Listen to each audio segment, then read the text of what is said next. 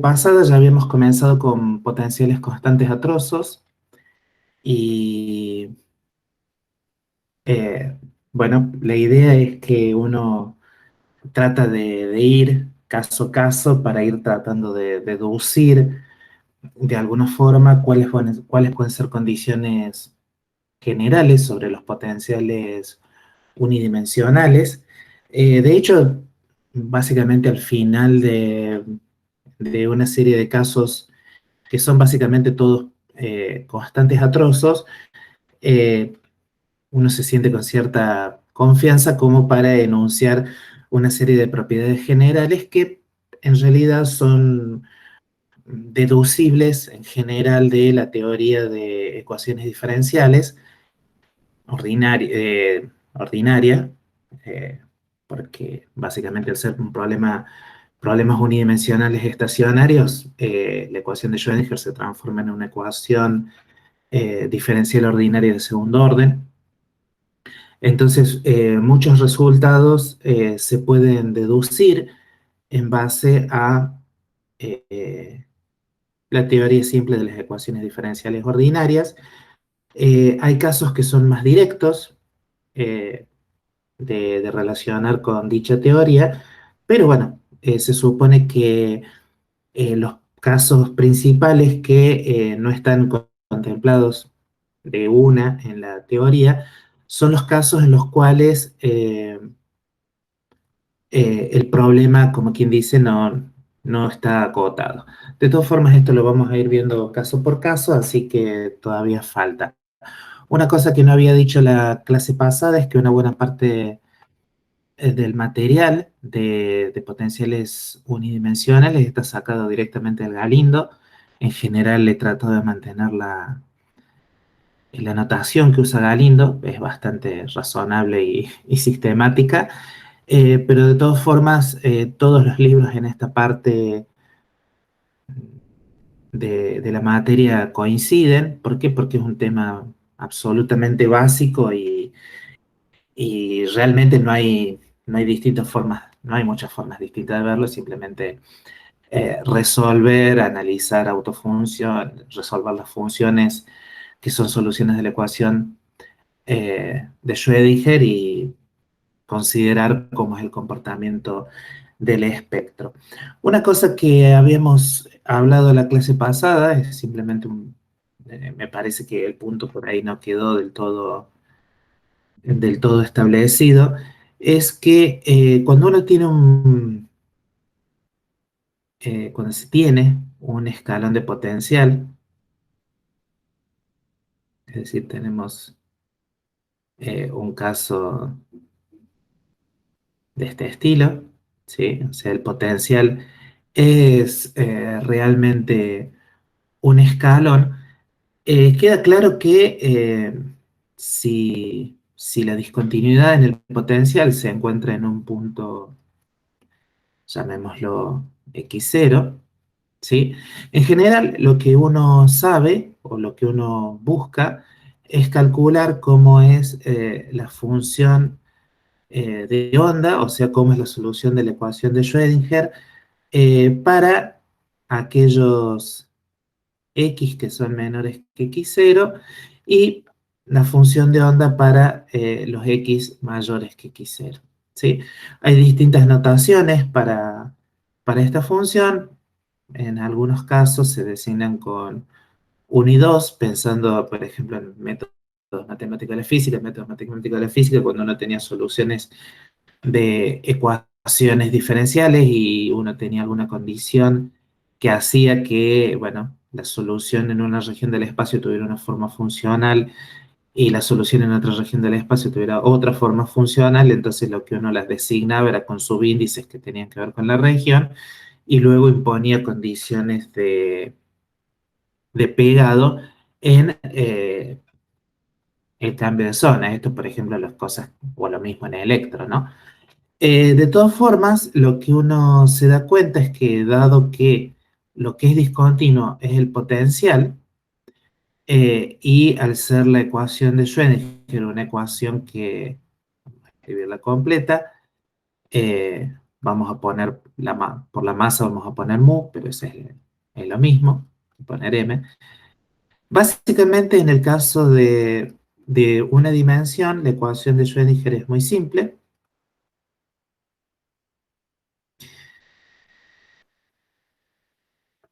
Entonces, perdona, que estoy poniendo la derivada segunda de psi, estoy poniendo dos veces lo mismo. Entonces, esto de alguna forma se puede, lo que uno habitualmente hace en el análisis de tipos métodos matemáticos de la física es despejar la derivada segunda.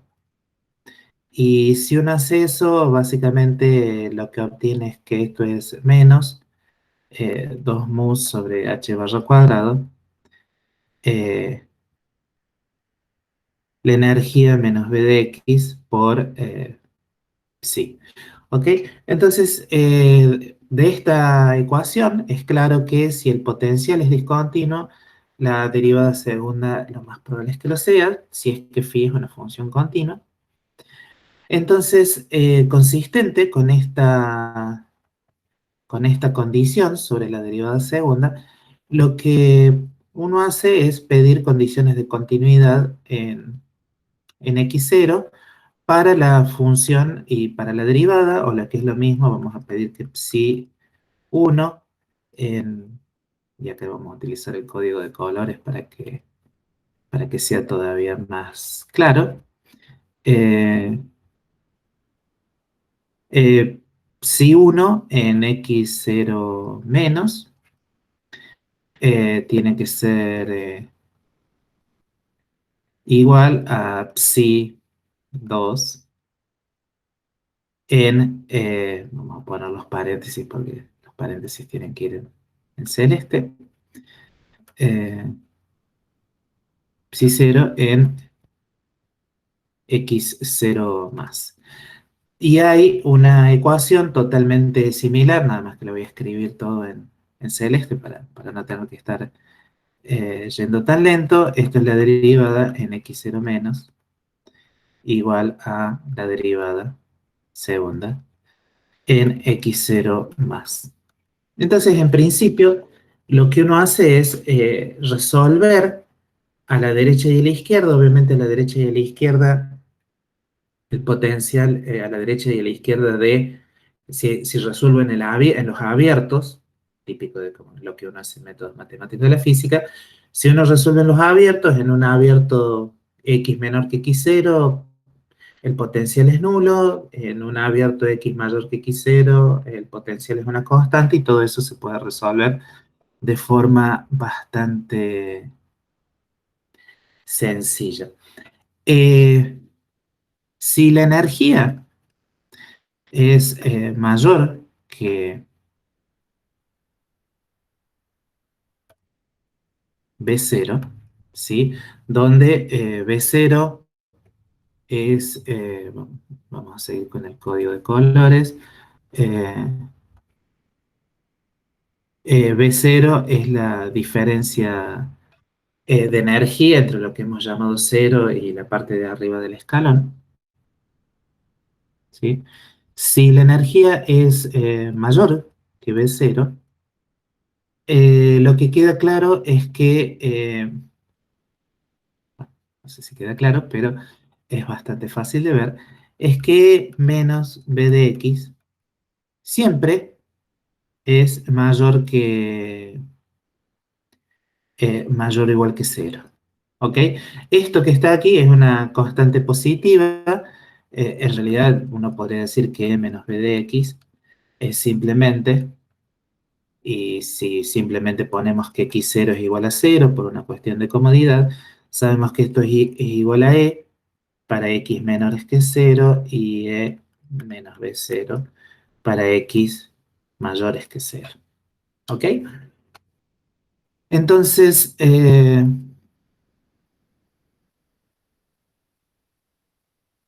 eso es todo como, digamos, es básicamente lo que hicimos, nada más que haciéndolo un poquito más en detalle. Entonces, costumbre definir k cuadrado como 2 veces la masa por la energía sobre h barra cuadrado y K0 cuadrado como dos veces la masa por E menos B0, todo sobre h barra cuadrado. O sea, K cuadrado o K0 cuadrado es claramente lo que queda siempre del lado derecho de esta ecuación, ¿sí? O sea, en principio, uno sabe que la derivada segunda es igual a menos K cuadrado por psi, si X es menor que cero, y la derivada segunda de psi es igual a menos K0 cuadrado por psi, si X es mayor que cero. ¿Ok? Obviamente las soluciones son de la misma función, son bastante sencillas. O sea, uno sabe que básicamente del lado para X menores que cero, uno tiene dos soluciones linealmente independientes, que son de la forma e a la más menos y kx. Y para x mayores que cero también tenemos dos soluciones linealmente independientes, e a la más menos y k0 por x. ¿Cómo combino estas soluciones para obtener una solución? En realidad no se puede obtener una solución, pero lo que queda claro es que uno tiene que combinar estas soluciones, estas soluciones de la ecuación diferencial, para obtener las soluciones de la ecuación diferencial válidas para todo x. ¿Sí? Estas cosas, estas exponenciales complejas que están acá, valen o para x mayor que cero, o para x menores que cero, o para x mayores que cero. ¿Sí? Si yo quiero una solución que valga para todo x, ¿sí?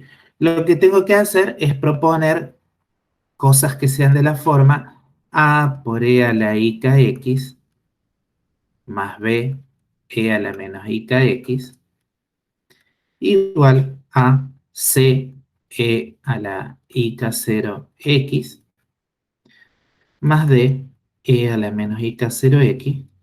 Y en principio lo que uno sabe es que A, B, C y D van a tener que ser compatibles o van a tener que satisfacer, ¿sí?, las ecuaciones de continuidad. O sea, uno sabe que va a tener que imponer, si ahora a lo que está del lado izquierdo, si lo que está del lado izquierdo y después lo del lado derecho lo vamos a designar con otro color, ¿sí? Uno sabe que, vamos a ponerlo, ahora sacamos el recuadrado y volvemos todos al celeste. Lo que sabemos es que la función en x0 menos tiene que ser igual a, y todo con código de colores para que quede claro de qué estamos hablando, a psi en x0 más. ¿Ok?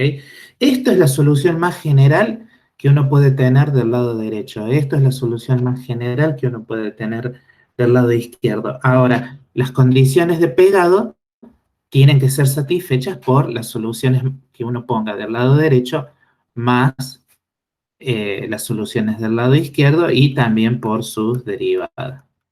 Los colores bien sulfurosos, cosa de que llamen poderosamente la atención.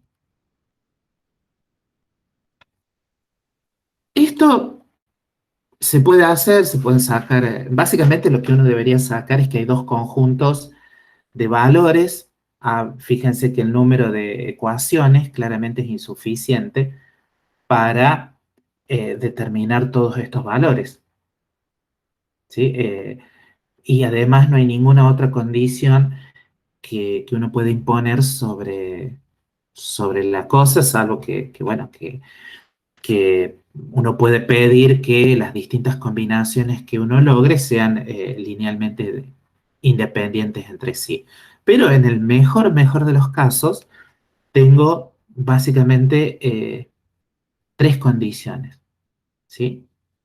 O sea, uno sabe de la teoría de ecuaciones diferenciales de que una ecuación diferencial de segundo orden ordinaria como es esta, básicamente tiene lo que uno llama un conjunto de soluciones linealmente independientes, tiene dos soluciones básicas con las cuales uno puede escribir la solución general del problema.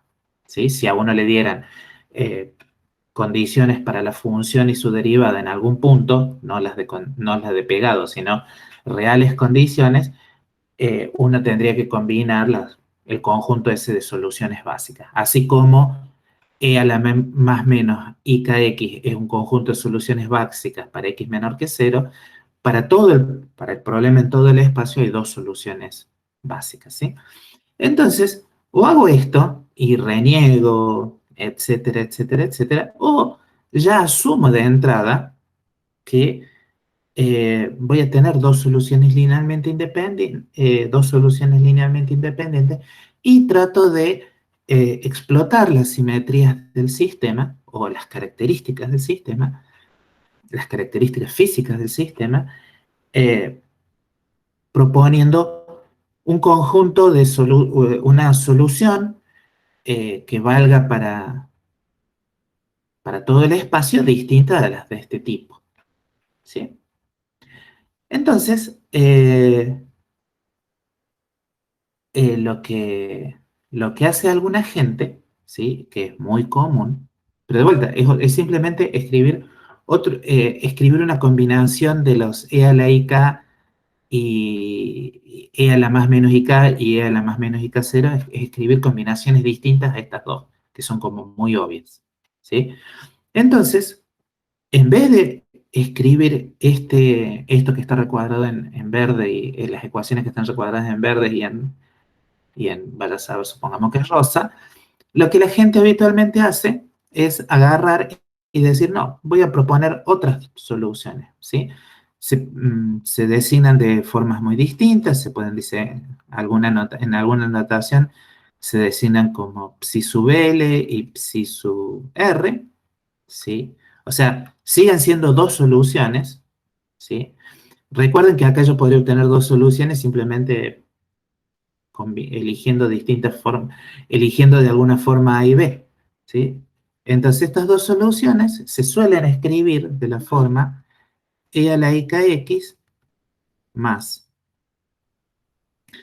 algún coeficiente, no sé, llamémoslo A' por e a la menos IKX y e a la IK0 por X.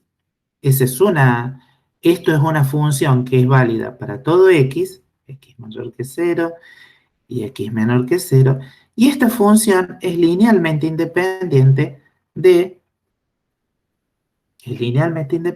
una función que la puedo escribir de la forma e a la menos IKX por, perdón, e a la I K0X más, no sé, B'.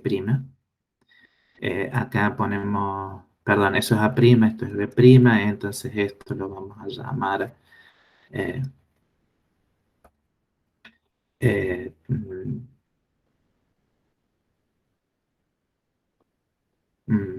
para conservar notación le vamos a poner A segundo y B segundo. Y a la menos I K0. Fíjense que, y esto vale para X, acá estoy escribiendo mal, esto es X menor que cero y esto es X mayor que cero, esto es X menor que cero, lo de arriba y lo de abajo es X mayor que cero. Estas cosas, fíjense que estas psi L y psi R en las semirrectas positivas continúan siendo combinaciones lineales de o e a la más menos IKX o e a la más menos IK0X. ¿Sí? O sea, básicamente se parecen a nada más que de alguna forma estoy diciendo, ¿sí? Estoy utilizando el comportamiento físico esperado para proponer estas soluciones. Pero estas soluciones, fíjense que estas psi L y psi R, de lo único que difieren de estas que están escritas acá, es que aparentemente, por alguna razón, en la solución que llamo psi sub L, digo que el coeficiente D es 0, mientras que en la solución psi sub R lo que estoy diciendo es que el coeficiente A es 0, ¿sí? Si uno hiciera un lindo grafiquito, y uno pensara, por supuesto, siempre en el, ¿no? ¿Sí? Si uno pensara en el dichoso escalón de potencial y piensa un rato en cómo son esas soluciones, ¿sí? Cómo es aproximadamente el comportamiento físico de esas soluciones, lo que se da cuenta es que psi sub L, ¿sí? Básicamente está representando una onda incidente, que es de la forma e a la i kx, una onda,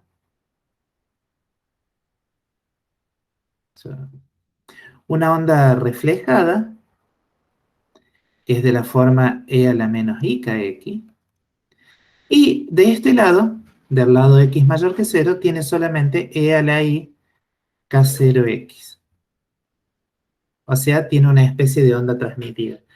La solución a esta psi sub L corresponde al caso físico, uno pensaría, de algo que incide desde la izquierda, se transmite y hay una componente de la onda que se ve reflejada. Esto es exactamente lo que pasa, por ejemplo, con eh, una onda acústica cuando incide sobre medios de distinta densidad, o lo que sucede con una onda electromagnética, una onda plana, cuando la onda plana incide sobre un medio que tiene una constante dieléctrica distinta a la del medio en el cual la onda se viene propagando, el tren de onda se viene propagando.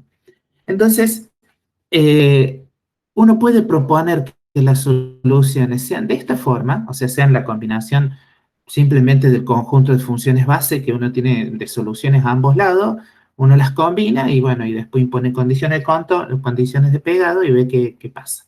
Y con un poco de suerte llega a algún lado.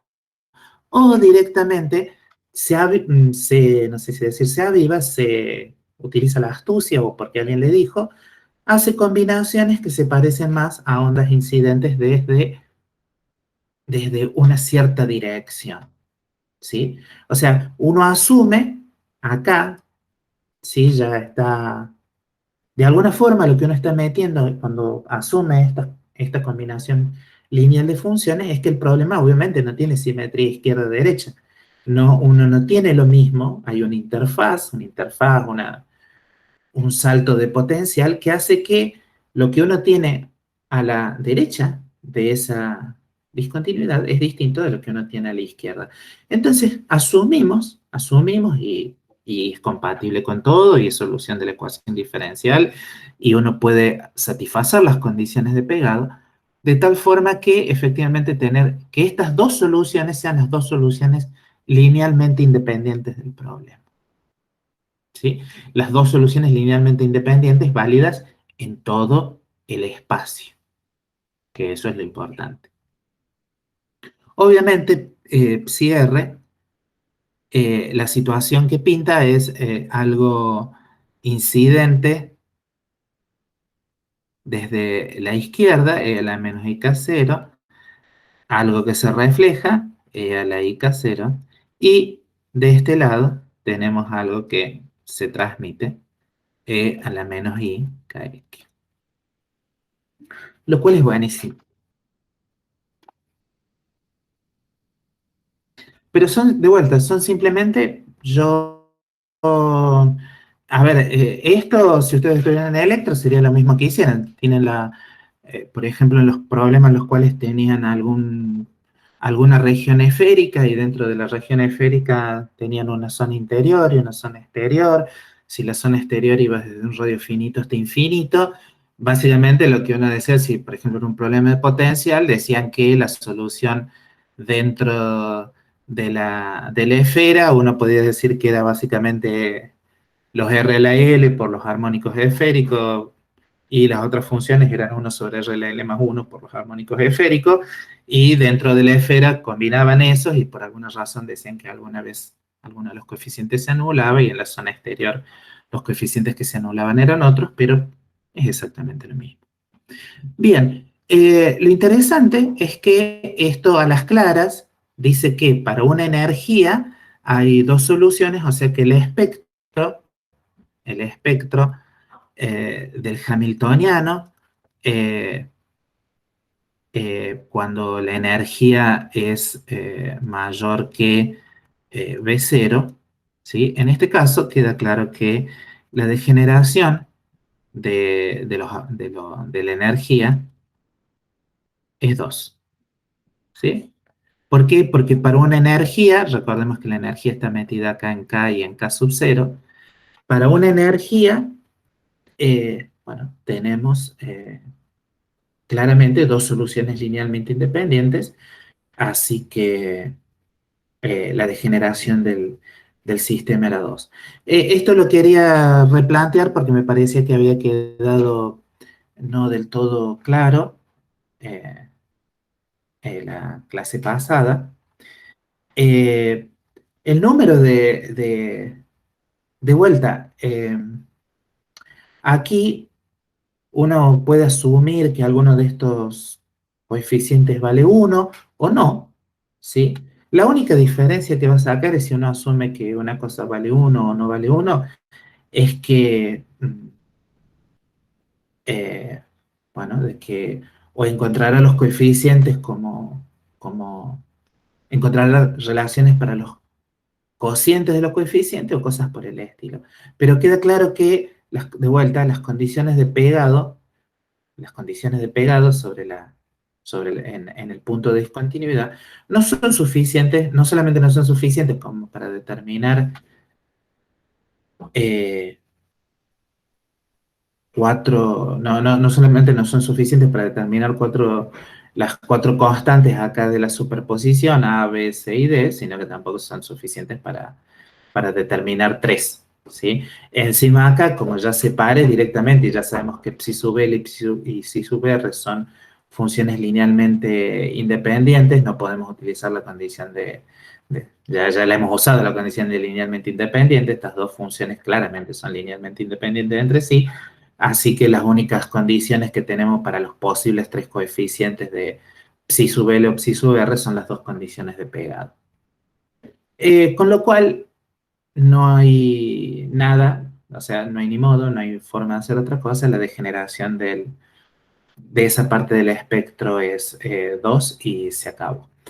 Bien, una cosa que dijimos también al final de la clase pasada fue que este tipo de problemas es divertido analizarlos utilizando las, la especie de ecuación de continuidad eh, que habíamos visto en general para los postulados, o sea, esa ecuación de continuidad es esa ecuación de la forma derivada respecto a ρ de t más la divergencia de j es igual a 0, donde habíamos dicho que ρ era básicamente el módulo cuadrado de psi de xt al Esto es el módulo cuadrado de la función de onda dependiente de la posición y el tiempo, mientras que habíamos dicho que la corriente de probabilidad era algo que básicamente tenía que ver con la función de onda complejo conjugado, el gradiente de la función, menos la función gradiente de la función de onda complejo conjugado. ¿Sí? Aquí hay alguna constante que no es particularmente interesante, o sí, pero pueden ir y buscarla en el apunte. Y una cosa que dijimos muy rápido es que si uno considera estados estacionarios, eh, bueno, no pasa nada. No pasa nada. Hay una serie de consecuencias que pueden extraerse de esta ecuación. ¿Qué significa tener estados estacionarios? Ya dijimos que si tenemos soluciones de la ecuación de Schrödinger independiente del tiempo, ¿sí? Si tenemos soluciones de la ecuación de Schrödinger independiente del tiempo, y esto es importante, ¿sí? Lo que uno, si fueran estados normalizados, llamaría autoestados, ¿sí? Uno sabe que el hamiltoniano, o sea, la ecuación de Schrödinger en su versión coordinada, aplicado a la función de onda, es igual a la energía por la función de onda. Eso es lo que planteamos de entrada para resolver, para encontrar estas funciones de onda, ¿sí? Pero son soluciones de la ecuación de Schrödinger independiente del tiempo. Uno sabe que le vamos a poner psi. Lo interesante es que estas son funciones solamente de la posición, ¿sí? Lo bueno es que cuando uno busca las soluciones, vamos a ponerle un tilde para distinguirlos simplemente, que es de x de t y eh, derivada respecto al tiempo, y este es igual a h por psi tilde de xt, ¿sí? Si en t igual a 0, psi tilde es igual a una psi, le vamos a poner un sub e para que piense uno que es estacionario o alguna cosa por el estilo, ¿sí? Si lo que uno tiene es inicialmente una solución eh, que es autofunción del hamiltoniano, entonces lo que uno sabe es que psi de t en realidad es de la forma e a la menos i, la energía por t sobre h barra psi en x, ¿ok? Entonces, y ahí es donde realmente las cosas adquieren un significado realmente interesante. Si lo que uno tiene son funciones de este estilo, fíjense que, o sea, tienen estados estacionarios, el módulo cuadrado de psi tilde de xt al cuadrado es básicamente igual al módulo cuadrado de psi de x. O sea, si uno tiene como condición inicial un estado que es que es una solución de la ecuación de Schrödinger independiente del tiempo, entonces, bueno, su evolución temporal en algún sentido es trivial y la densidad, lo que uno llama la densidad de probabilidad, es constante en el tiempo, ¿sí? Esto lo que me dice es que la derivada de ρ respecto del tiempo es igual a cero, y además lo que me dice es que la divergencia de J es igual a cero para este tipo de estados, ¿sí? Que la divergencia de J sea igual a cero, uno podría pensar que es algo muy complicado, pero en una dimensión, que es donde estamos, en una dimensión, la ecuación de divergencia de J igual a cero, en realidad es que la derivada de J respecto de X es igual a cero. O sea, uno sabe que las soluciones de las ecuaciones diferenciales, de los operadores vectoriales diferenciales, mientras más baja es la dimensión, más sencillos son. Eso, entonces, básicamente podemos decir que J, como función de la posición, es básicamente una constante. Entonces, eso quiere decir que la puedo calcular en cualquier punto del espacio y, bueno, ver qué me da. Si uno hace eso, encuentra en general resultados como bastante simpáticos. Eh, en la clase pasada, usando la notación de la clase pasada, que ahora está un poquito cambiada, pero básicamente lo que uno puede ver es que si uno calcula, por ejemplo, la corriente en la primera región espacial, o sea, en la región donde el potencial es nulo, lo que uno podía ver es que esta corriente era proporcional a h barra k sobre m por 1 menos el módulo de a cuadrado, Y la corriente en la zona 2, uno la puede calcular exactamente como h barra k0 sobre m, módulo de b al cuadrado. Con lo cual uno puede hacer un montón de interpretaciones, que me imagino que en el práctico las van a hacer eh, muy, muy fuertemente. Bueno, uno sabe que estas dos cosas tienen que ser iguales y además uno saca distintas condiciones, uno puede hacer un análisis físico interesante en ver que efectivamente estas cosas, estas cantidades, estas corrientes tienen unidades correctas, o sea, tienen básicamente h barra por k. Habíamos dicho que tiene unidades de momento, algo que tiene unidades de momento sobre masa, básicamente tiene unidades de velocidad, y aunque uno no lo crea, eso es una cosa que es obvia, pero la función de onda también tiene unidades, ¿sí? Y eso básicamente tiene que ver con que la integral del módulo cuadrado de la función de onda, esto cuando lo integro en el espacio, esto tiene que tener, está normalizado. Y cuando dice que esto es normalizado, uno dice que esto es uno en el sentido de uno escalar. Entonces, como esto tiene unidades de longitud, las unidades de la función de onda en una dimensión es básicamente uno sobre la raíz cuadrada de longitud. Longitud. Lo cual hace que uno diga, ah, está bueno, porque entonces fíjense que este a cuadrado tiene que tener casualmente las unidades de,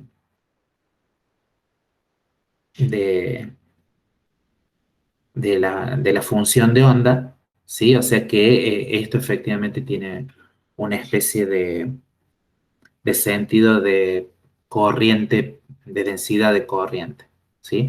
Después, en dos dimensiones pueden hacer más analogía, etcétera, etcétera, etcétera, pero bueno, entonces se puede todo interpretar realmente en términos de densidades de probabilidad y de eh, corrientes de densidad de probabilidad, lo cual es como bastante bonito. Se pueden definir los coeficientes de reflexión y de transmisión, ¿sí? Y eso se hace habitualmente en términos de los flujos. Entonces, quedan cantidades muy razonables. Básicamente, si uno piensa que J1 es el J incidente, es obvio cuál es cuál, menos eso es una I perdón, J1, le vamos a poner una IN de incidente menos J reflejado, y J2 es J transmitido. Entonces lo que uno define, por ejemplo, es que el coeficiente de reflexión está definido por el flujo reflejado sobre el flujo incidente. Y de la misma forma, el coeficiente de transmisión es el flujo transmitido sobre el flujo incidente, y bueno, y obviamente R más T va a ser igual a 1 porque lo reflejado más lo transmitido tiene que ser igual a lo incidente. Lo cual son distintas formas de utilizar la conservación o de la probabilidad o la conservación de alguna cantidad interesante. Bien, hay montones de, de cosas que se puedan hacer, y la primera que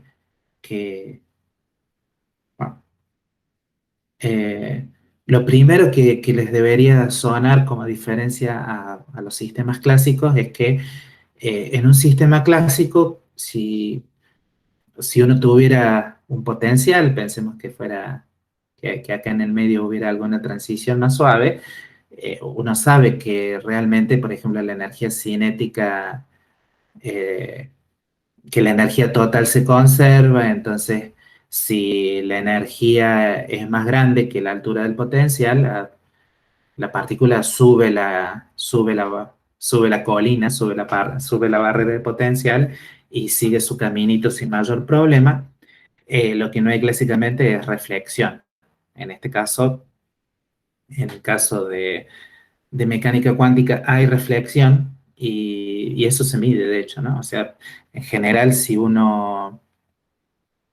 se hacen experimentos en los cuales uno podría agarrar y decir, bueno, envío electrones, paquetitos de ondas, ya dijimos que no hay tal cosa como ondas planas, o que no se pueden preparar ondas planas en el laboratorio, pero puedo mandar alguna buena impersonación de algún flujo de partículas sobre una región en la cual el potencial cambie más bien bruscamente y efectivamente se puede medir que siempre hay un flujo de partículas que se refleja y el número de partículas que efectivamente se transmite es menor que el flujo de partículas incidentes. Esto es un experimento que hoy se podría hacer en condiciones adecuadas haciendo experimentos de una partícula, por ejemplo. Esas son las posibilidades que hoy se tienen de hacer este tipo de cuestiones. Obviamente que es un potencial y cómo hago para cambiar el potencial con electrones es sencillo porque uno puede poner un potencial eléctrico, alguna cosa que haga que el electrón no quiere pasar, básicamente, o que encuentre una cierta resistencia a pasar. ¿Sí? Lo cual es como todo muy bonito.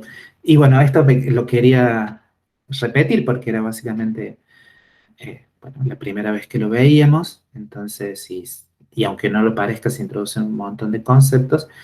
Y bueno, habiéndole puesto un poco de cuidado a eso, podemos dedicarnos en realidad ahora a seguir rayando el apunte. O sea, esto que yo hice ahora, ¿sí?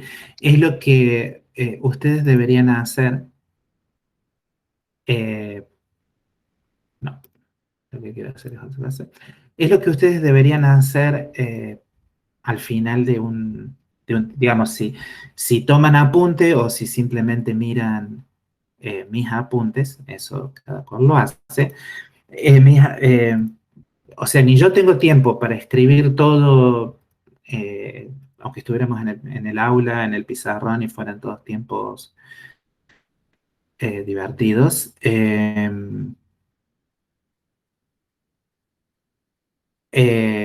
No hay tiempo literal para escribir todas estas cosas en los teóricos de la materia, en la versión presencial, y tampoco hay tiempos para escribirlos a todos en, digamos así, escribiéndolos manuscritamente en una pizarrita en la versión remota. Así que, digamos, de necesidad del teórico de cuántica deja un montón de detalles a que ustedes los completen, ¿sí? Eh, entonces, ustedes deberían agarrar cada tanto el lápiz y decir, a ver, todos estos pasos intermedios, todas estas afirmaciones que se hicieron durante el teórico, serán ciertas, no serán ciertas, veamos a ver si puedo deducirlas, e inclusive hay otras partes en las cuales directamente lo que se les sugiere es eh, esta parte, esta cuenta, vayan y háganla, es un ejercicio, o está en las guías o se les da como ejercicio y uno asume que ustedes lo van a hacer, ¿sí? Entonces, después si en parciales o en determinadas situaciones use tal resultado, es porque, bueno, porque uno asume que los ejercicios que se dan como ejercicio, ustedes los hacen. Bien, pero bueno, volviendo al apunte y a las cosas que voy a rayar. ¿Por qué? Porque no hay tiempo. El siguiente caso que uno tiene que analizar en el, en el escalón de potencial es que sucede, acá no se nota mucho, así que lo vamos a hacer, le vamos a poner un poco de color, es pensar qué sucede cuando la energía es menor que la altura del potencial, ¿sí? En este caso, eh, uno no espera grandes cambios, pero de acuerdo a la cuenta que hicimos recién, lo que uno se da cuenta es que acá, perdón, acá, a la izquierda del escalón de potencial, la energía es obviamente mayor que cero. Entonces, E menos el potencial del lado de digamos, cuando la coordenada de x es negativa, E menos el potencial es positivo, mientras que para x mayores que cero, E menos el potencial es menor que cero. ¿Sí? Lo vamos a escribir.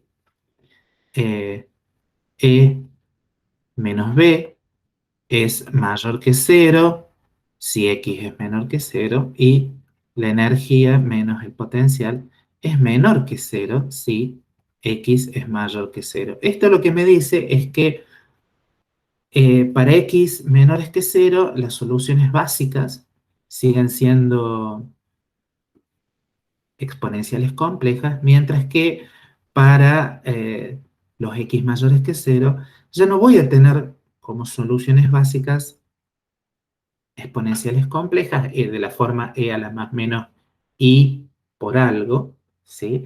Sino que para x mayores que cero voy a tener exponenciales reales, ¿sí? Esto es lo mismo que decir que en el caso de exponenciales reales, la derivada segunda tiene el mismo signo que la función, ¿sí? Es tan simple como eso, mientras que acá tiene signo opuesto y todas las equivalencias que ustedes quieren hacerle. Entonces, eso lo que me dice es que de este lado, o sea, del lado de los x mayores que cero, las soluciones tienen que ser de la forma e a la más menos kappa por x, donde kappa es básicamente una cantidad que al cuadrado sea positiva. O sea, básicamente es de la forma 2 mu sobre h barra cuadrado, b menos la energía. En este caso, como b es igual a b0 menos la energía, que esta es una cantidad positiva, su raíz cuadrada no tiene mayor problema de ser real, entonces las soluciones son de esta forma. Lo que sucede con esto es que la solución que es de la forma e a la más capa x, cuando x crece mucho, diverge. Y una cosa es tener una solución que, que no sea normalizable, como una onda plana, lo cual no es muy agradable, pero al menos bueno, tiene cierta, utilizando el producto escalar, por ejemplo, con funciones de L cuadrado, está bien definido, tiene un montón de propiedades razonables, y otra cosa directamente es tener una solución que diverja exponencialmente. Una solución que diverge exponencialmente es algo físicamente muy feo. Así que la única solución aceptable físicamente para x mayor que cero, ¿sí? Y por eso le vamos a poner un tranquilizador tono celeste, la solución aceptable para x mayor que cero, aceptable en el sentido que no diverge exponencialmente, es de la forma e a la menos capa x. O sea que para x mayores que cero hay una única solución base. ¿Ok? Entonces, ya no voy a poder hacer como hacía en el caso de energías mayores que cero, de agarrar y decir, puedo fabricar dos soluciones que valgan en todo el espacio y que sean linealmente independientes. ¿Por qué? Porque del lado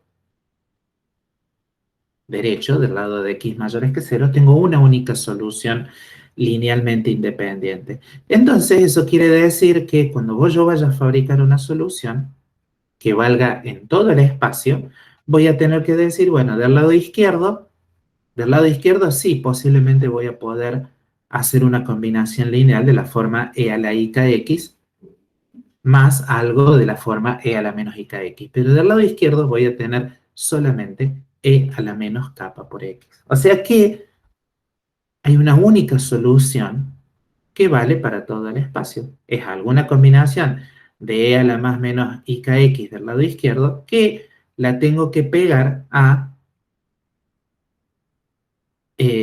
E a la menos capa X del lado derecho. Y ahora, entonces, como uno dice, pero entonces esto está bueno porque me reduce el número de soluciones y me reduce, por lo tanto, el número de coeficientes a determinar y voy a terminar con un problema menos indeterminado.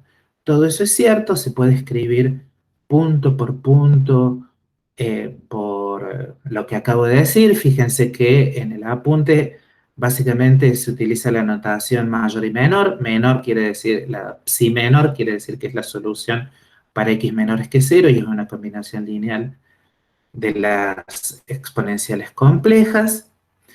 Y la solución para x mayores, que la denoto con psi submayor, es básicamente, bueno, las exponenciales reales que decae cuando x va a más infinito. Por una cuestión de completitud, las vamos a, a rectangular.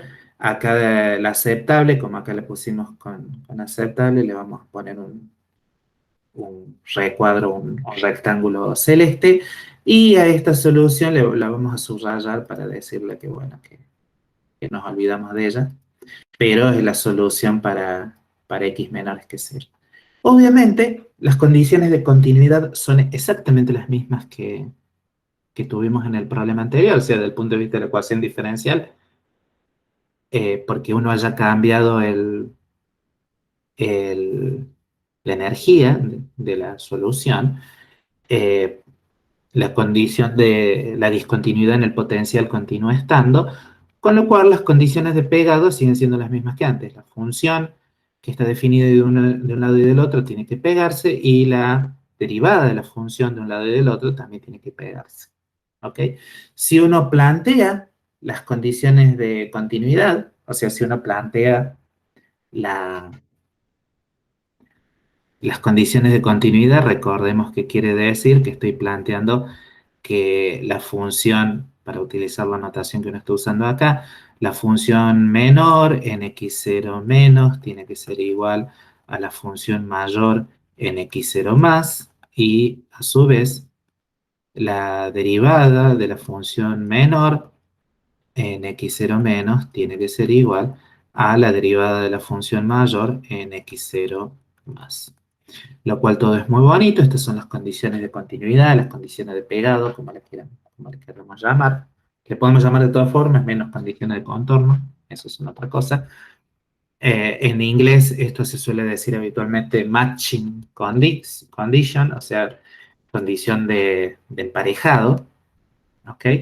Y las ecuaciones que uno saca para los coeficientes, si uno pone que lo que incide, como siempre, vale 1, lo reflejado tiene amplitud A y lo transmitido, comillas, lo que uno tiene del lado derecho tiene amplitud B, uno saca ecuaciones para A y B que son bastante interesantes, ¿sí? Uno puede resolver para A y B. Lo interesante es que, fíjense que K y kappa son obviamente las raíces cuadradas, ya en el mismo, estamos usando la misma notación que antes, así que K es lo que era antes, o sea, K es realmente K cuadrado, sabemos que es 2 veces la masa sobre h barra cuadrado por la energía, ¿sí? Y kappa cuadrado, acá ya está, esto está mal escrito, muy bien. Kappa cuadrado, si tengo el cuadrado, es 2 veces la masa por B0 menos E, todo sobre h barra cuadrada, ¿sí? Disculpen por esto, pero ya les dije que mis apuntes están llenos de... Cuando uno copia o cuando uno escribe, produce montones de errores. Lo bueno es que después cuando uno lo vuelve a leer, lo va corrigiendo. Bueno, es obvio que A y B, no sé si es obvio, pero es bastante razonable que A y B uno los puede despejar en términos de K y kappa, que son las cantidades físicamente relevantes, ¿sí? Y fíjense que Eh, bueno, no es de extrañar que dado que unas soluciones son de la forma exponencial compleja y la otra es una función de la forma exponencial real, no es de extrañar que queden dando vuelta números complejos. Lo interesante es que A se puede despejar exactamente como K menos I capa sobre K más I capa. Y si uno recuerda un poco de análisis complejo, ¿sí? Fíjense que esto es básicamente lo que uno obtiene para A. Esto es de la forma número complejo sobre número complejo, complejo conjugado, ¿sí? Y todos sabemos que esto es un número que eh, el módulo cuadrado es igual a 1. ¿Sí? Si yo a z distinto, a cualquier complejo distinto de cero lo divido por su complejo conjugado, obtengo z dividido z complejo conjugado, módulo, es igual a 1. Para cualquier z distinto de cero, evidentemente. Entonces, no es de extrañar que efectivamente uno pueda decir que A se puede escribir como un número complejo de módulo 1, o sea, como E a la I alfa, con alfa real, y B, que sale de la forma 2K sobre K más I capa, o sea, fíjense que acá el, ¿cómo se llama esto? El numerador es igual que en el denominador es igual que en el denominador de A, y B, uno puede hacer algunos truquitos, pero bueno, uno puede escribirlo de la forma básicamente. Fíjense que 2K uno lo podría escribir si Z es K menos I alfa, esto lo puedo escribir como Z más Z complejo conjugado y todo va dividido Z complejo conjugado, con lo cual no es de extrañar que todo esto se puede escribir como de la forma, bueno, 1 más E a la I alfa sobre 2. Eh, Básicamente es bastante simple. ¿Ok? Entonces, eh, de vuelta, estas cuentas son las que ustedes deberían poder hacer en forma razonable. ¿Por qué? Porque es álgebra compleja. O sea, estamos usando fuertemente todos métodos matemáticos de la física. Y lo interesante que uno empieza a ver acá es que, ya primero acá ya dijimos, al reconocer que A es de la fórmula, es de la forma, perdón, al reconocer que A es de la forma un número complejo sobre su complejo conjugado y que eso es algo que el módulo cuadrado es igual a 1, ¿sí? No nos sorprende que venga la afirmación después, z sobre z complejo conjugado módulo cuadrado es igual a 1. Si no, no tiene sentido. Bueno, que A sea igual a 1 en módulo cuadrado, desde el punto de vista de lo que antes calculábamos del flujo incidente y del flujo reflejado, lo que me está diciendo es que en realidad se refleja todo. Todo lo que incide de alguna forma se termina reflejando y eh, está bien, ¿sí? Está bien. Si uno logra interpretar qué es lo que tiene del lado, porque digamos, no es que todo se refleja y que la función de onda es nula dentro del escalón de potencial, sino que sabemos que la función de onda dentro del escalón de potencial es distinta de cero, ¿no? Entonces, pero todo se refleja. Esto es muy similar a lo que sucede, para hacerles un picture, de lo que sucede, por ejemplo, cuando inciden ondas planas sobre un metal, algo que tiene índice de refracción complejo. Entonces sabemos que lo que sucede es que hay una longitud de penetración en los metales, mientras la frecuencia no sea muy alta, etcétera, etcétera, etcétera. Y es cierto, hay una longitud de penetración, pero la amplitud decae exponencialmente y finalmente, si uno mide cuál es la potencia de la onda reflejada, lo que ve es que es igual a la onda incidente Y eso es exactamente lo que estamos viendo acá. La función de onda dentro del escalón de potencial decae exponencialmente y bueno, a la larga y a la larga o a la corta, todas las partículas que vienen, si esto fuera un tren continuo de partículas incidiendo, la idea es que las partículas vienen, entran un poquito, pero después todas terminan volviendo, lo cual hace que la corriente de densidad de probabilidad evaluada en cualquier punto del espacio sea nula, básicamente. ¿Sí?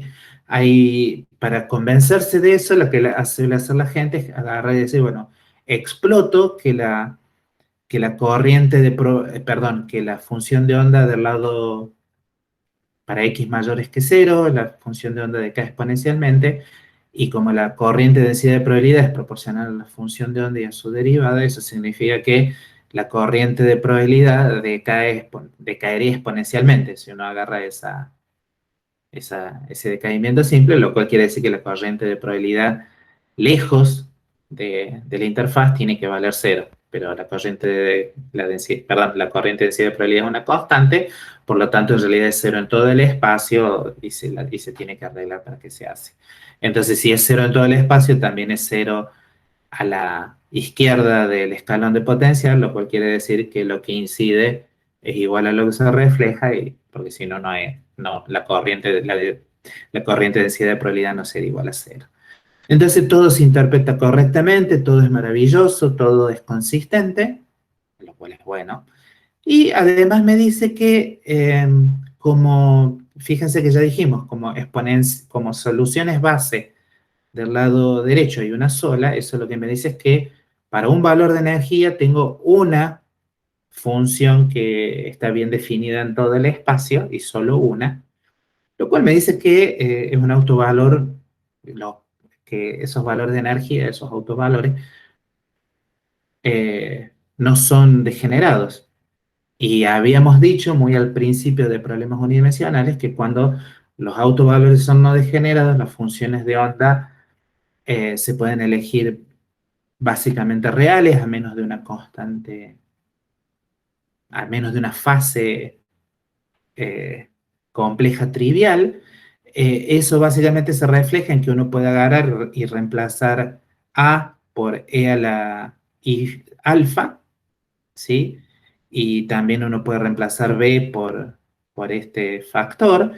Y si uno hace eso, lo que puede ver es que puede reescribir, fíjense que acá hemos escrito si menor, y hemos reemplazado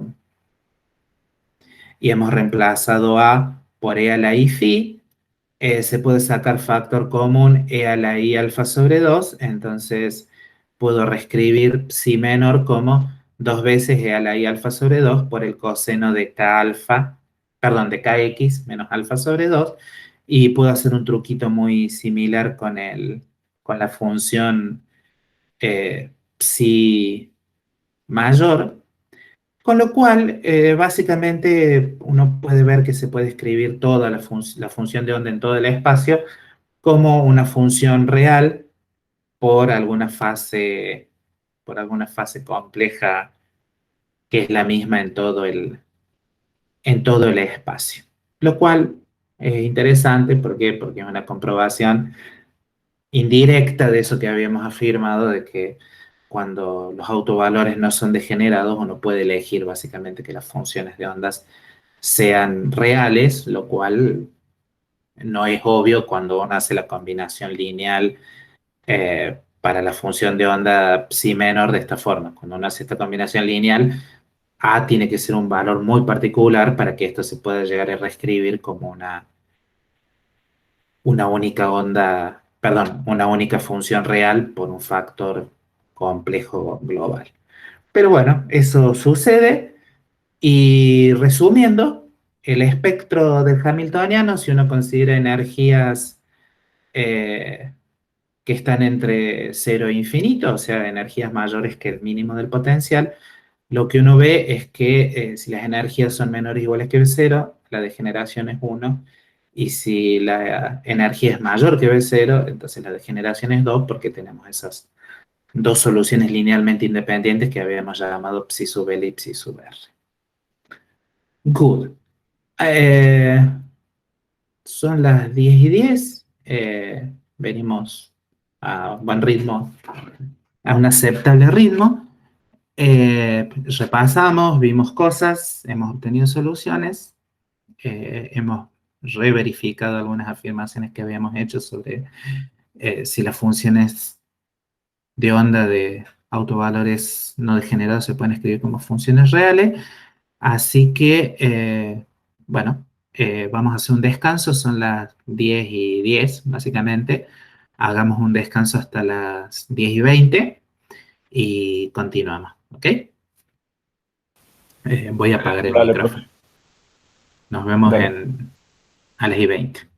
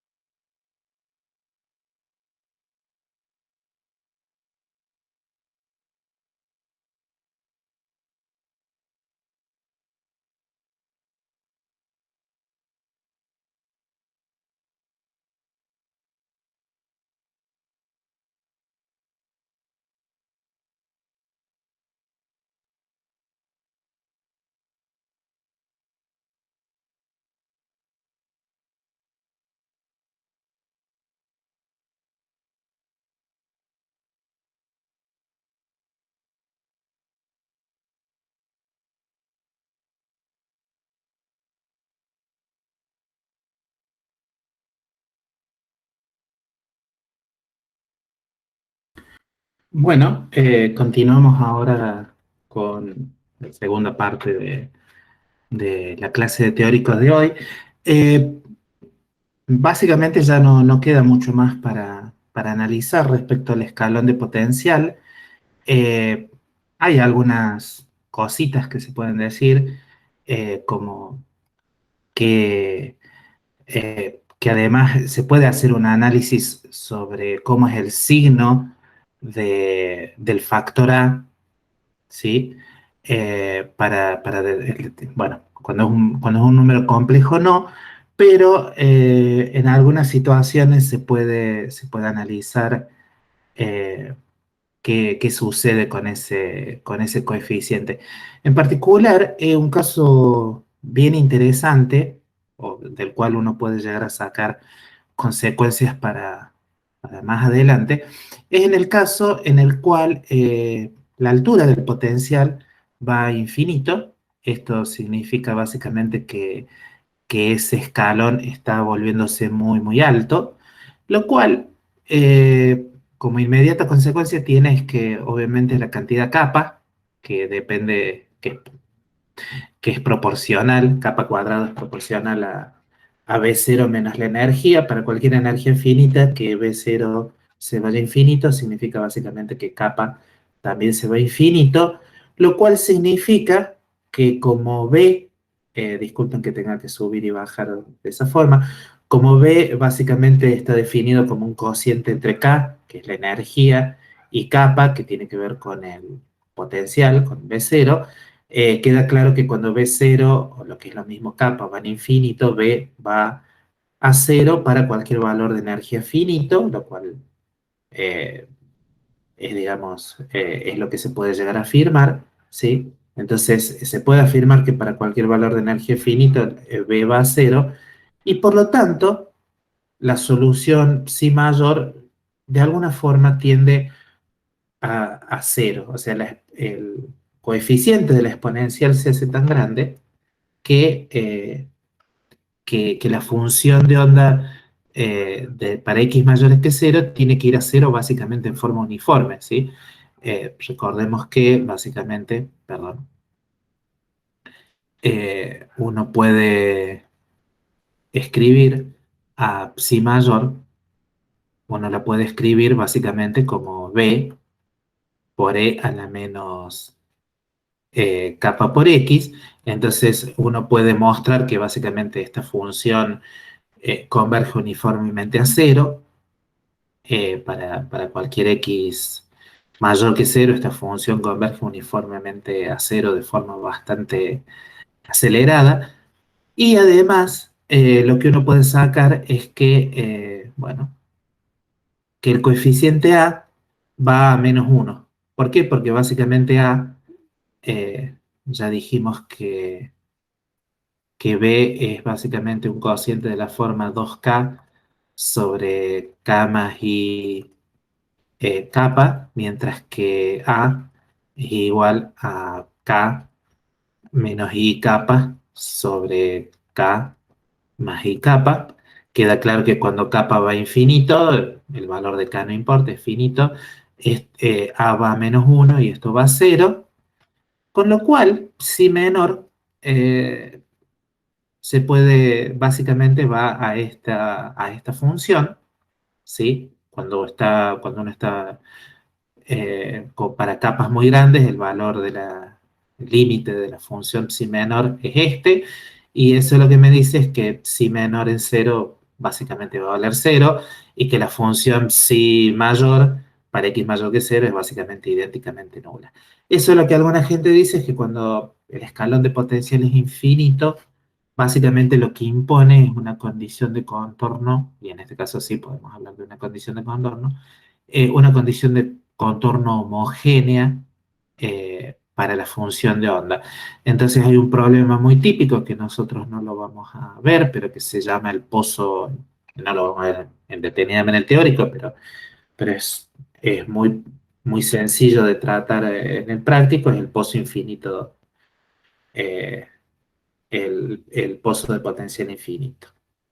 Bien, el siguiente caso un poquito más complejo en esto de ir aumentando complejidad para el problema, es en algún sentido no solamente tener dos regiones en las cuales el potencial sea distinto, como es el caso del escalón de potencial, sino que queremos tener tres zonas donde el potencial es distinto, por así decirlo, pero de una forma bastante sencilla, eh, en la cual lo que suponemos es que, de alguna forma, es que vamos a poner esto, vos salí, espero que no se esté tildando esto. Básicamente, lo que tenemos es un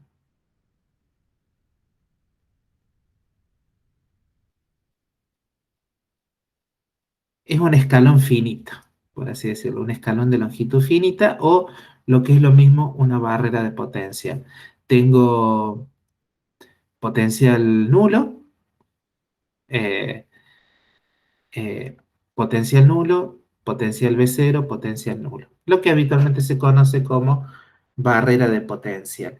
Si esa barrera de potencial uno piensa que está, hay muchas veces que conviene eh, asumir que la barrera está ubicada en forma simétrica respecto al origen, ¿sí?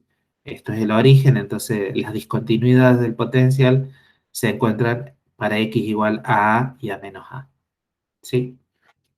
Entonces, para analizar este problema, se procede exactamente igual que en el escalón de potencial, o sea, asumo que hay al menos dos regiones energéticamente interesantes, por así decirlo.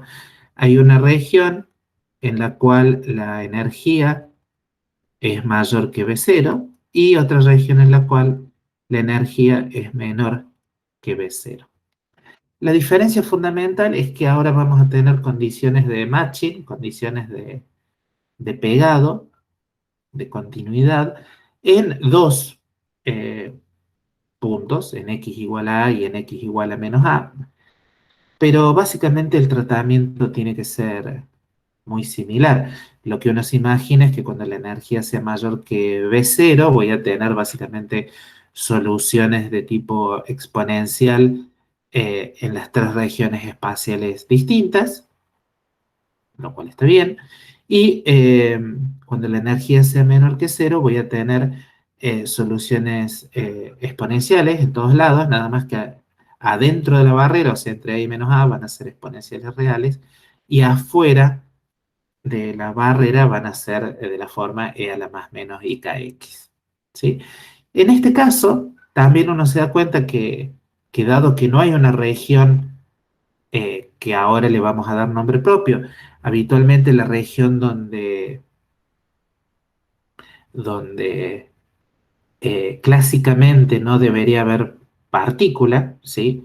En el caso, en el caso del escalón de potencial, cuando la energía es menor que cero, sabemos que, perdón, es menor que B0, sabemos que clásicamente el potencial, perdón, una partícula no ingresaría en esta zona de potencial. Cuando uno, por ejemplo, tenía algún potencial que confinaba la partícula a moverse en una región espacial, donde la energía se hace igual a la energía total se hace igual a la energía potencial, uno ya decía que esos eran puntos de retorno. Desde el punto de vista clásico, x 0, donde está la discontinuidad del potencial, si la energía es menor que B0, es un punto crítico, es un punto de regreso, un punto que se refleja la partícula. Y la región donde clásicamente no debería haber nada, justamente se llama región clásicamente prohibida. Entonces, lo que uno se da cuenta es que uno tiene degeneración 1 cuando la región clásicamente prohibida básicamente impide que haya más de una solución físicamente aceptable. Si la región clásicamente prohibida, como es por ejemplo para energías menores que cero, estar dentro de la barrera potencial, si la barrera potencial es finita, no hay mayor problema en tener aquí adentro una combinación de soluciones exponenciales reales que positivas y negativas. ¿Por qué? Porque esto es algo finito, ¿sí?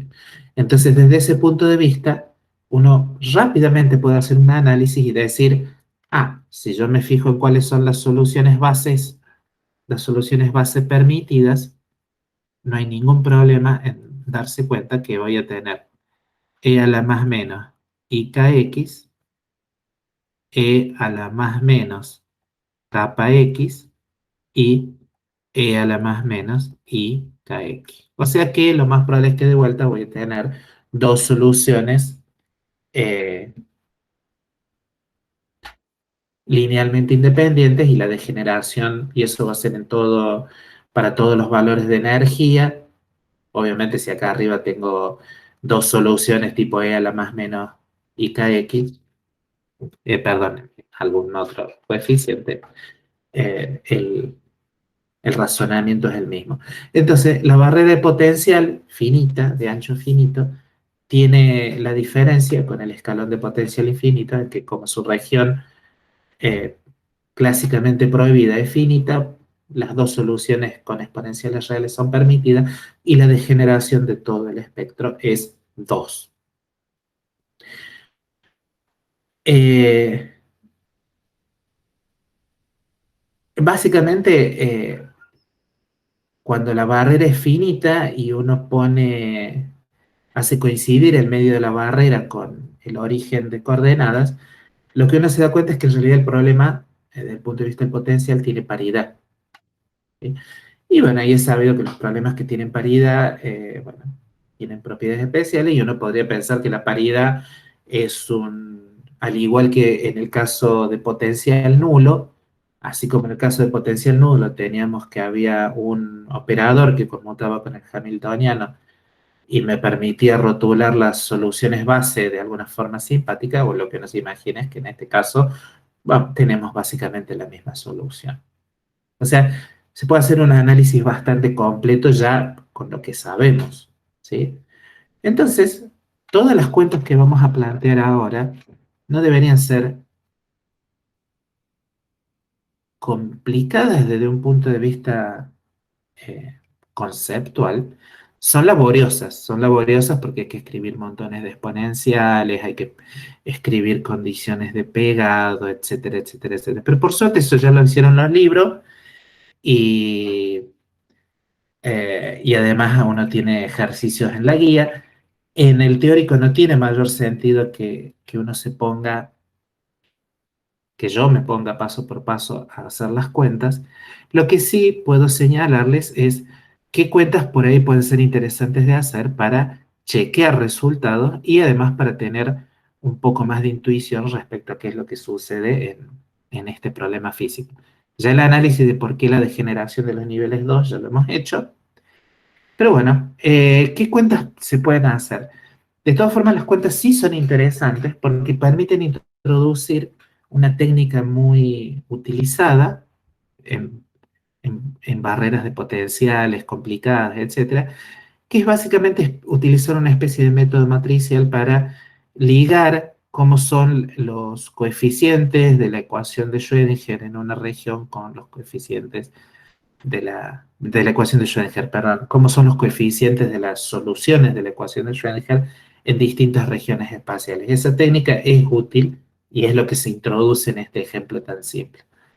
Entonces, en la función de onda, si uno no piensa demasiado, sino que simplemente la escribe, básicamente la puedo escribir en cada región espacial, a la izquierda de la,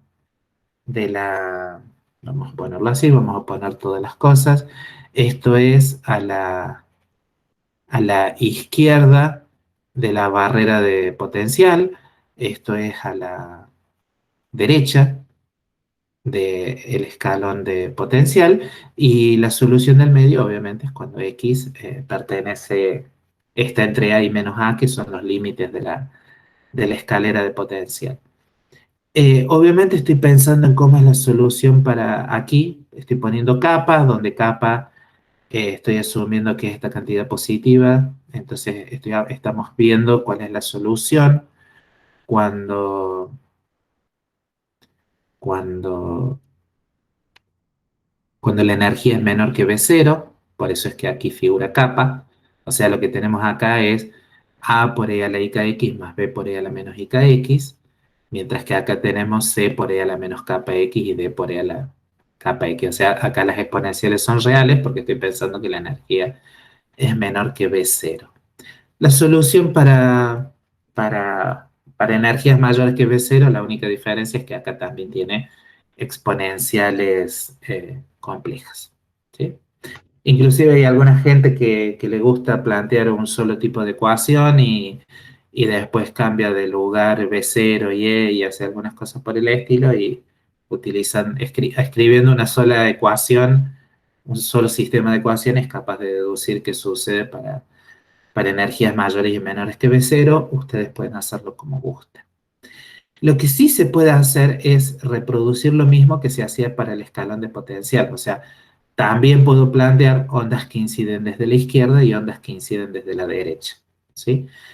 Ondas incidentes desde la izquierda, básicamente lo que me dicen es que si tengo, voy a hacer un dibujito esquemático, pero eh, si uno tiene, eh, ups, que me sale inclinada. Si uno tiene, supongamos que ahí no está tan inclinada.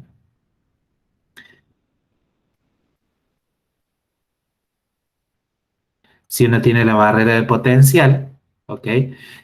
Ondas incidentes desde la izquierda, lo que suponen es que de este lado voy a tener E a la i k x y E a la menos i k x, mientras que del lado derecho tengo solamente cosas transmitidas, o sea, E a la i k x.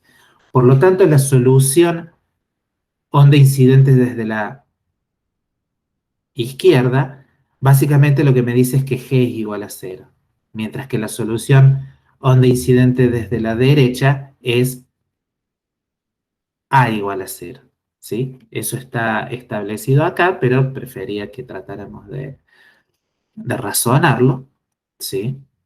Eso es lo que está dicho acá. Esta es la forma de al menos no escribir tanto, pero no importa. Lo interesante, como les dije, es tratar de aplicar, digamos, técnicas matriciales, álgebra matricial, para escribir alguna cosa. Fíjense que idealmente lo que uno podría tratar de hacer es decir, bueno, no sé, escribo los coeficientes A y B en función de los de C y D, utilizando las condiciones de pegado en X igual a menos A, y escribo una condición que ligue como son C y D con F y G, utilizando las condiciones de pegado en X igual a A. Y exactamente eso es lo que hace el libro. Se escriben las dos condiciones de continuidad en X igual a menos A, por eso es que aparecen A, B, C y D. ¿Por qué? Porque son las funciones que están definidas en esa interfase, ¿sí?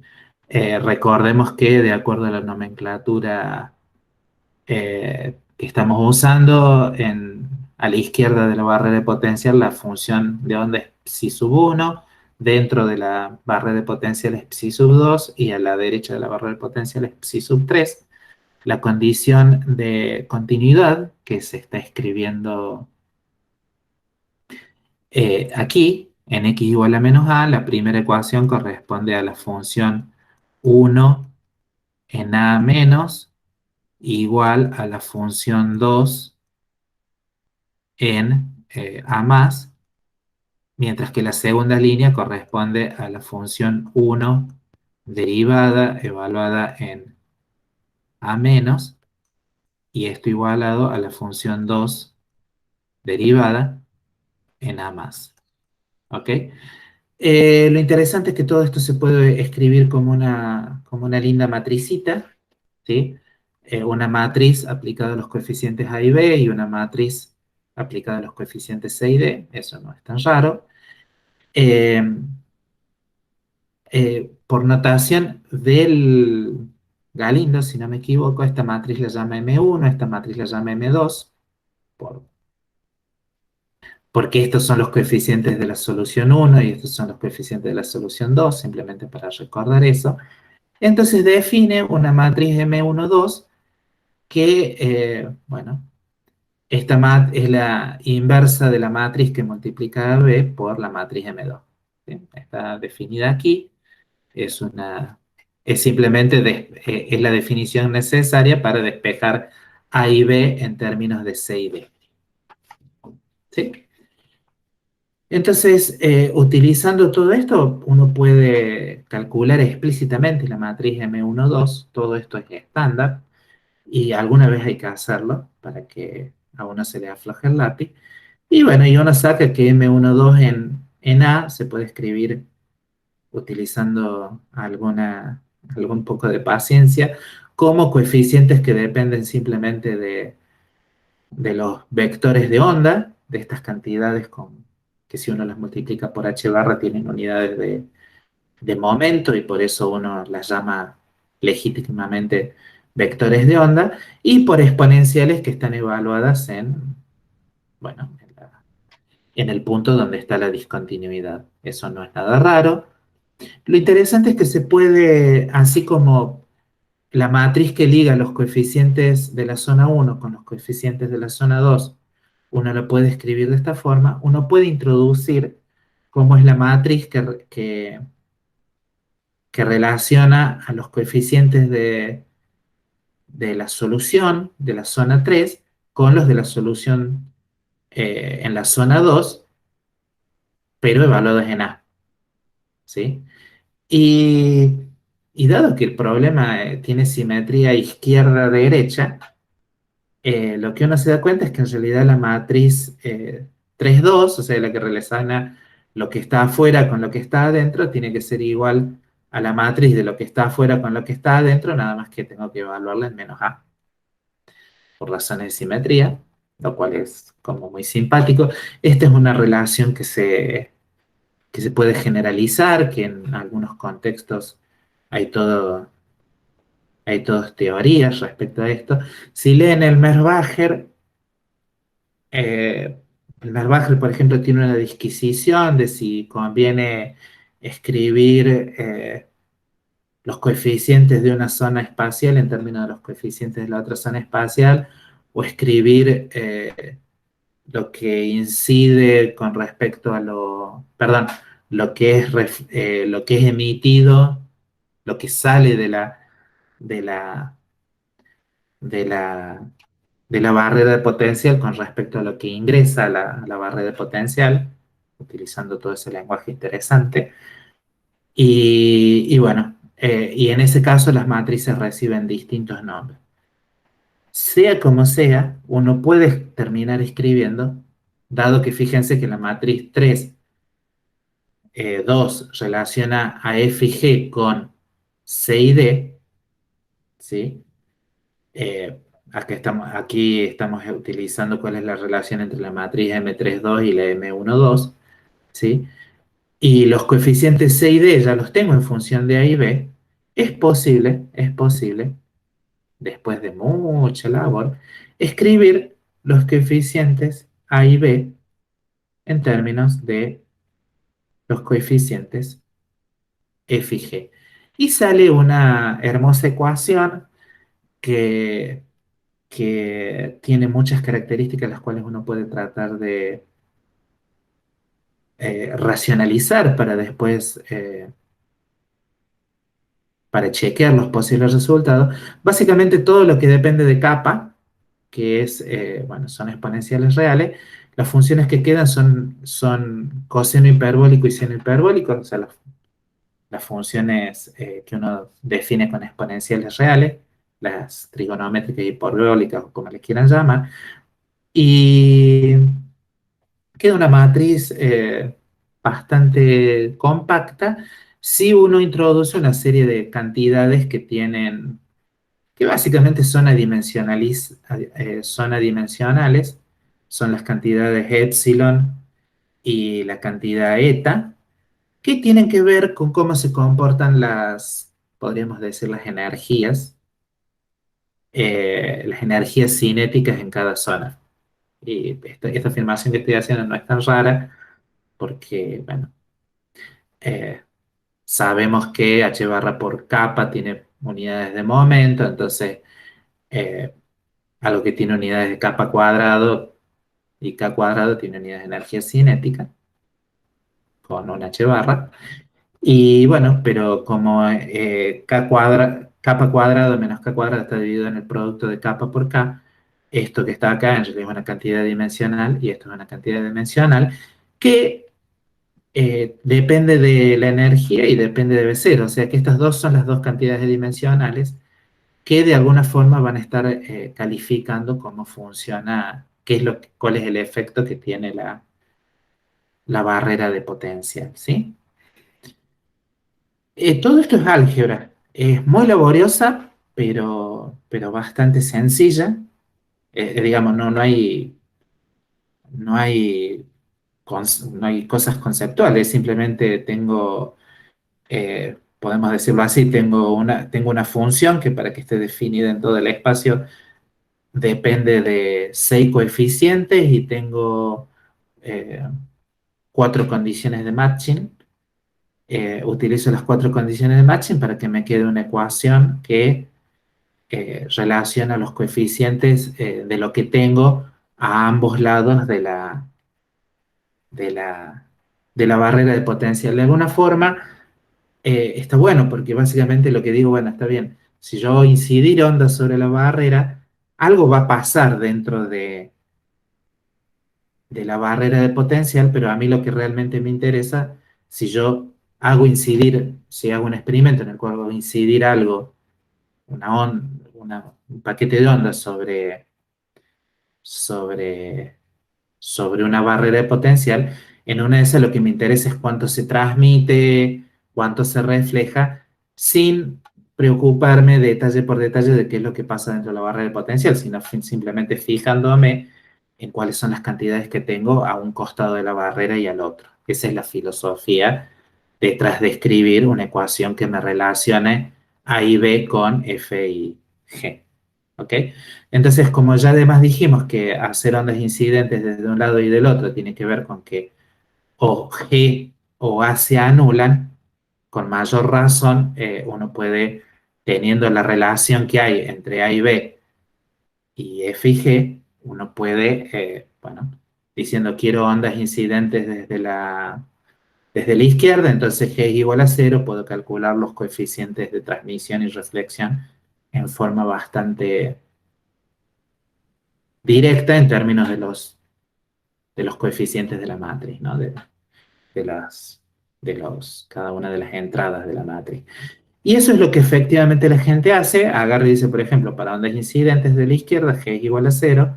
Con local la ecuación matricial, si G es igual a cero, lo que me dice que A es igual a algún coeficiente de la matriz por F, y B es algún otro coeficiente de esta matriz que está acá por F. ¿Sí? Y A y B tienen que ver con lo incidente y lo reflejado. ¿Ok? Entonces no es de extrañar que el coeficiente de transmisión sea lo que tengo a la izquierda de la barrera, perdón, a la derecha de la barrera, que es F. Voy a hacer otro hermoso dibujito ideológico, otro dibujito de índole, eh, es un cartoon más que un dibujo, o sea, muestra qué es lo que estoy diciendo, básicamente. Si tengo la barrera de potencial,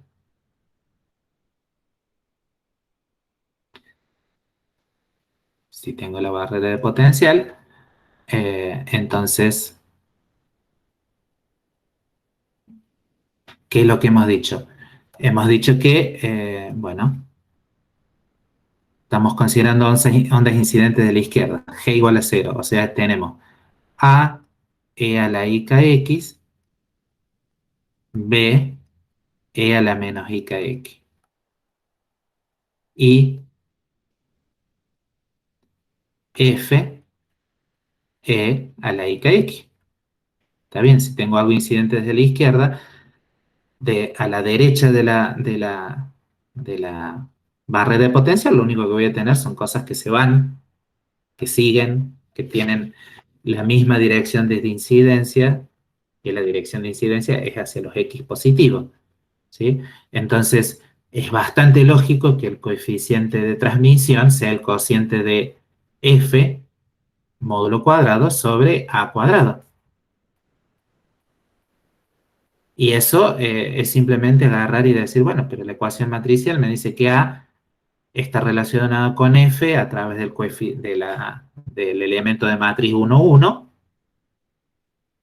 ¿Por qué? Porque tengo la relación acá. ¿Sí? Fíjense que acá lo que tengo es que he escrito ya bastante más sencillamente, es que en realidad cuando G es igual a 0, A es igual a M11 por F. Entonces el cociente de F módulo cuadrado sobre A módulo cuadrado es 1 sobre M11 módulo cuadrado. Y esto que está acá es 1 sobre M11 módulo cuadrado. Obviamente no es fácil deducir que el módulo cuadrado de este enorme coeficiente es exactamente igual a esto, pero hay una buena chance de que efectivamente así sea. Aunque más no sea, fíjense que esto que está acá tiene pinta de que es un número complejo, entonces el módulo cuadrado es algo así como multiplicar por el complejo conjugado, entonces seguro que va a haber un término proporcional a e cuadrado sobre 2, e cuadrado sobre 2 al cuadrado, y bueno, y obviamente el término ese también tiene que ir al cuadrado, que es el seno cuadrado hiperbólico, y aquí hay un 1, y eso es básicamente porque en algún momento le va a quedar un coseno cuadrado, un coseno hiperbólico cuadrado menos un seno hiperbólico cuadrado, que eso es un 1, que es esto que está acá, y este exponencial multiplicado por su complejo conjugado, todo el mundo sabe que es 1. Entonces, ¿hay alguna chance de poder calcular que este coeficiente de transmisión es básicamente, que el coeficiente de transmisión es de la forma 1 sobre módulo de M11 al cuadrado, donde M11 es esto? Sí, eso es lo que tendría que deducir. Esas son la típica cuenta que hay que completar. Y bueno, como ejercicio, por cierto, está comprobar estas cosas y comprobar que la matriz M se puede escribir de esta forma. ¿Sí? Es como una especie de ejercicio Zen que hay que hacer alguna vez en la vida. Yo me imagino que no están preguntando porque, bueno, son como cuentas bastante directas, así que no hay mucho misterio.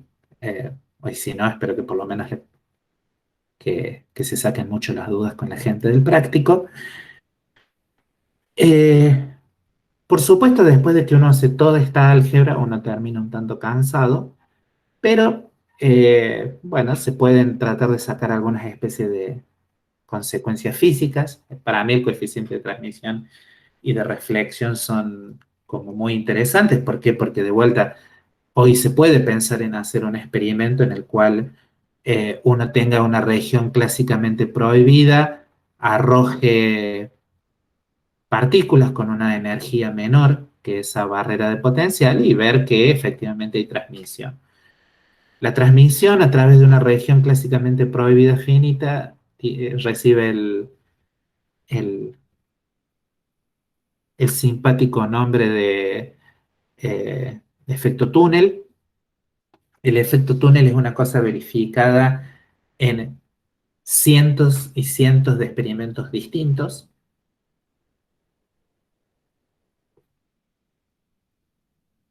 Así que no hay ninguna duda sobre que este tipo de coeficiente de transmisión, al menos en alguna aproximación, se pueden verificar de forma bastante razonable. ¿Sí? Hay algunos límites interesantes. Uno puede suponer qué pasa si esta barrera es muy alta y muy ancha, en cuyo caso el coeficiente de transmisión uno puede ver que decae exponencialmente y que eventualmente si la barrera se vuelve muy ancha, no hay transmisión, se vuelve al mismo caso que en el escalón de potencial, ¿sí? Todo eso está planteado en distintos tipos de cuentas. Y como ejercicio, lo que estaría bueno que verifiquen es que cuando la energía es mayor que cero, uno puede calcular cómo es el coeficiente de transmisión cuando la energía es mayor que cero y ver que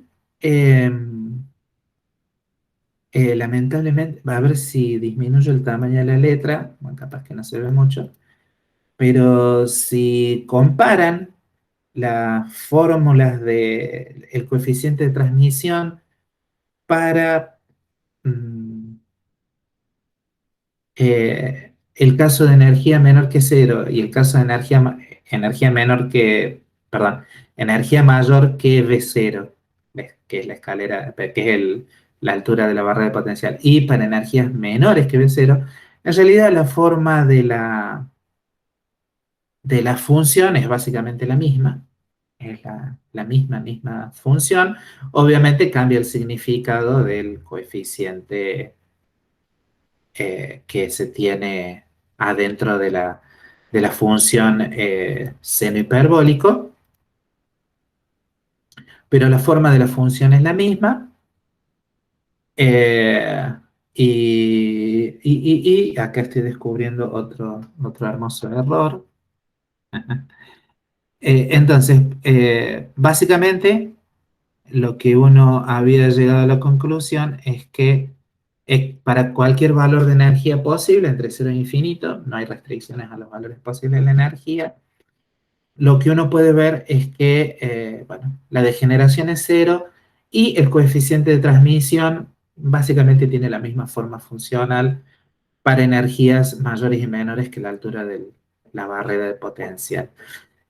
Lo que sí es muy interesante es que fíjense que inclusive cuando la energía es mayor que la altura de potencial, que clásicamente no hay ningún problema, uno sabe que si uno tiene una barrera de potencial, una colinita y la energía total con la que una partícula tiene es mayor que esa, en particular la energía cinética, si pensamos que estamos en una región de potencial nulo y queremos subir una colina, si la energía cinética es mayor que la altura, es mayor que la energía potencial, la partícula básicamente lo único que hace cuando está pasando por la barrera de potencial es se frena, después se vuelve a acelerar y ya está, pero todas las partículas pasan, todas las partículas, clásicamente todas las partículas con energías mayores que una barrera de potencial, todas las partículas pasan. Cuánticamente no, ¿sí?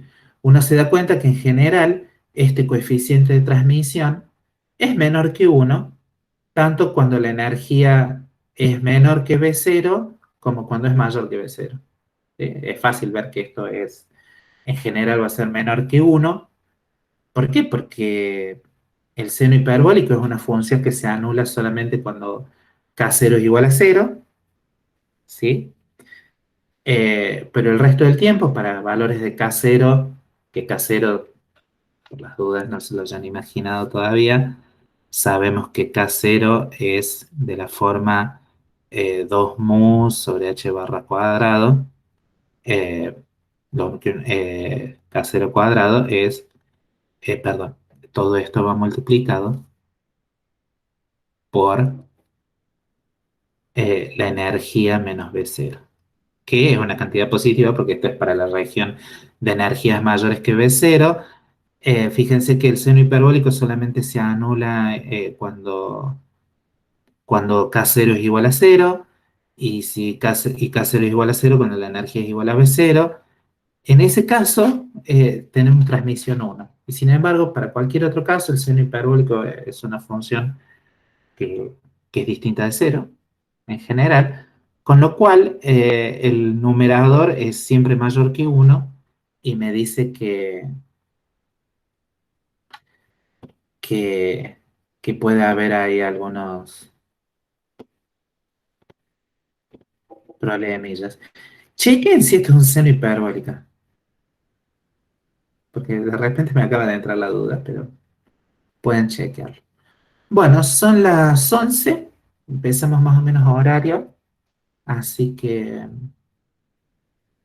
eh, en principio, para aquellos que por las dudas quieran adelantar con teórico o con el práctico, lo que sea, Lo que sigue después es lo que se conoce como pozo de potencial, es decir, tenemos una región en la cual el potencial asintóticamente su valor es cero, una región pequeña en la cual el potencial de hecho es menor que este comportamiento asintótico y el comportamiento del potencial para x mayores que cero puede ser mayor que pero en particular también es mayor que esta pequeña región que aquí se pone como de potencial negativo. En principio, lo que deberíamos hacer la clase que viene es plantear cómo es la solución de la ecuación de Schrödinger para este problema. Hay partes en las cuales la solución es muy, muy, muy similar a lo que uno hace en barrera de potencial, o sea, se vuelve a escribir una función de onda definida en 3 regiones espaciales y se aplican condiciones de pegado. Y simplemente a modo de adelanto, como en las series modernas, la cosa interesante, el nuevo ingrediente que agrega el pozo de potencial, esta posibilidad de tener acá una región finita en la cual el potencial es menor que en todo el resto del espacio, esto agrega la posibilidad de tener lo que se llama estados ligados, realmente estados ligados, y espectro discreto. Fíjense que hasta ahora todos los problemas unidimensionales que hemos estado tratando tienen espectro continuo, lo cual es un anticlímax después de que nos pasamos en los postulados hablando de todas las cantidades discretas que íbamos a calcular, de todas las energías discretas que íbamos a calcular. Es un poco un anticlímax ver que los casos que estamos resolviendo hasta ahora son tan simples que tienen un espectro eh, continuo. Si ustedes recuerdan métodos matemáticos de la física, deberían recordar que en general, para que aparezcan autovalores, uno necesita condiciones de contorno. En los casos en los cuales métodos matemáticos de la física, en teoría de Sturm-Liouville, uno encuentra autovalores, en casos en los cuales uno tiene condiciones de contorno de Newman o de Dirichlet, en, en algún dominio finito. Ahora tenemos el problema, hasta ahora tenemos el problema que no hemos tenido ni dominios finitos ni problemas de Sturm-Liouville, porque el problema de Sturm-Liouville no funciona bien sin las condiciones de contorno, y no hemos puesto condiciones de contorno porque realmente no las hay. Esto de ondas incidentes desde un lado o del otro no tiene condiciones de contorno en ningún lado, tiene solamente condiciones de pegado. Lo que uno intuye acá es que para determinados valores de energía puede haber regiones, de hecho hay regiones clásicamente prohibidas que son básicamente semi-infinitas. Entonces uno empieza a sospechar que tal vez en este caso se den las condiciones para que aparezca espectro discreto. Eso es lo que uno se toma se toma un trabajo bastante interesante para mostrar que efectivamente en sistemas de este estilo uno puede encontrar espectro discreto, funciones de cuadrado integrable, o sea, autoestados, como a uno le gusta que sean, y una serie de condiciones. Pero eso lo vamos a ver la clase que viene, pero de todas formas ya saben de qué se trata, así que aquellos que están muy desesperados por resolver con mucho tiempo la guía de problemas 4 ya pueden hacerlo. Y bueno, ya es hora de práctico, así que nos vemos el viernes. Que anden muy bien. Perdón, profe, ahí dejo un link para el chat del grupo para poder organizar con el ayudante, para poder organizar las consultas. Así que antes que se vayan, si se pueden fijar.